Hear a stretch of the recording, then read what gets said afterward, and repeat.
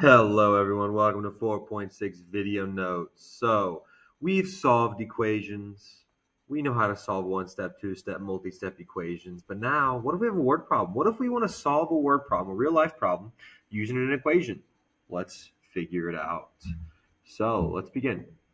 First of all, I want you to think about some words, some real world words that you might hear that would mean to add, subtract, multiply, or divide, or that means they're equal to something else. So I want you to pause the video, try to think of some words, write it in a pencil, that could mean add, subtract, multiply, divide, and equals. And I'm going to give you some great ones that I think of and might use in a word problem. All right, guys. So go ahead and look at the words that I use for add, subtract, multiply, divide, and equals. These are some of the most popular and most commonly used words that could mean a mathematical operation. So go ahead and pause the video and copy these down. And you might have already written down some of these if you followed my directions. Okay, so now we're going to be looking at a situation, a real world problem, and then writing the equation that we could use to solve it, and then finding what x would be. And we're going to be looking for keywords that we just talked about for each operation to see if we're going to add, subtract, multiply, or divide. So number 3 says, a freight company charges $1.45 per, I want you to underline any keywords that you might see, pound, plus a handling fee of $3.25. A customer is charged $9.05 to ship a package. How many pounds did the package weigh? So right away, we underline per. Per means multiply. $1.45 per pound. So let's start there. 145. Now it's per pound. We don't know how many pounds the package weighed. So we can use X for pounds. So off to the side here, I'm going to say X equals pounds. I'm going to declare my variable. Okay, so then it says plus a handling fee. So I'm going to be adding whatever the handling fee is, which is $3.25. That's a one-time fee, which is why there's no variable. And that is equal to, they charge a total of $9.05. When you write an equation, we do not need to write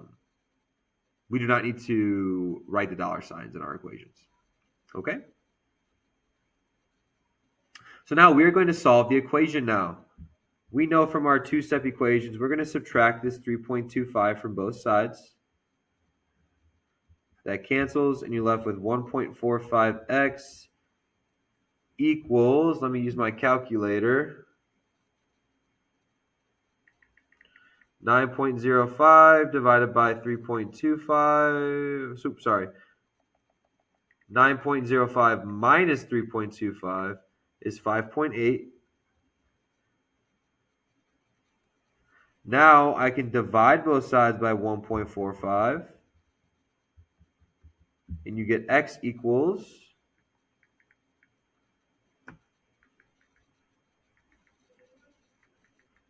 4. So that means that the amount of pounds is 4. Okay, so that's how we can set up an equation and solve for x. So pause the video and try number 4. At least try to write the equation first. You don't need to solve it. Try to write the equation. And make sure you underline your keywords. All right, number 4 says, a tenant is charged $850 for rent on the 5th of the month. So that's my total. For every day they are early, they can deduct $15 from their rent. The tenant pays $805. How many days early did they pay rent? Well, the total is $850. I underline my keywords. And it's $15 for every day you can deduct. Deduct means subtraction. So we're subtracting $15 for every day that they are early. So X is our amount of days early. So we can multiply 15 by however many days early we are and use this equation to figure out the total. So to solve this equation, we would subtract 850 from both sides. And you'd get negative 15x equals negative 45. Divide by negative 15 on both sides. And you get x equals 3. So for this situation, this tenant paid 3 days early on their rent. All right, pause the video and try number 5. All right, here's your equation for number 5. So you should have underlined pays $12.50 per and spent $39.50. That's going to help us set up our equation. So he pays $12.50 for membership. That's a one-time fee, so there's no variable attached to that. After the one-time fee, they charge $150 per ride. So that's why I put my X where my $150 is. We're going to say that X equals rides. And he pays a total of $39.50, or he spent $39.50. We want to figure out how many rides he took. So we're going to subtract $12.50 from both sides. You get 1.50x equals 27, and then divide both sides by 1.5. Divided by 1.5 is the same as 1.50. You don't really need the 0. And x equals 18. So that means that Jordan took 18 rides on this ride-sharing app, like Uber or Lyft. All right. Try to set up your equations for 6 and 7, then you compare answers with me. All right, number 6. So $29.95 per video game. So that should be multiplied by X.